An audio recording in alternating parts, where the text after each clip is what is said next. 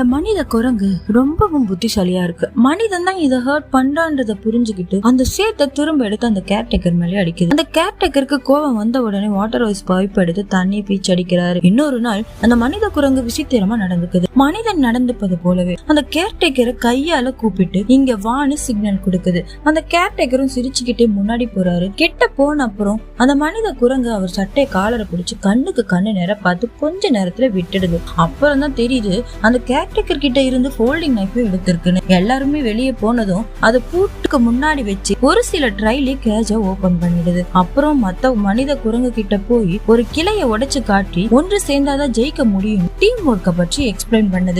ஆனா அதுங்க யாருக்கும் ஒண்ணுமே புரியல. அப்புறம் சயின்டிஸ்டோட லேபுக்குள்ள போலான்னு பிளான் பண்ணுது. கேர்டேக்கர் பாஸ்வேர்ட் டைப் பண்ணுறத கவனிச்சு ஒரு சந்தர்ப்பம் கிடைச்சதும் அந்த கோடை டைப் பண்ணி உள்ள நுழைஞ்சிருது. அங்க இருக்கிற ஒரு மருந்து அது விலங்குகளோட பிரைன் வலுவை அதிகப்படுத்துமா. அந்த மருந்தை எல்லா மனித குரங்குகளுக்கும் கொடுக்குது. முடிவில் அந்த மனித குரங்கு தலைவனா எல்லாரையும் வழிநடத்தி கூட்டிக்கிட்டு ஒரு பெரிய புரட்சியும் பண்ணுது. அந்த போராட்டத்துல வெற்றியும் அடையறாங்க. பாய் பாய். இது போன்ற கதைகளுக்கு சப்ஸ்கிரைப் பண்ணுங்க, லைக் பண்ணுங்க, கமெண்ட் பண்ணுங்க. நான் போடுற வீடியோஸ் பார்க்க மறக்காம பெல் ஐகானை கிளிக் பண்ணுங்க.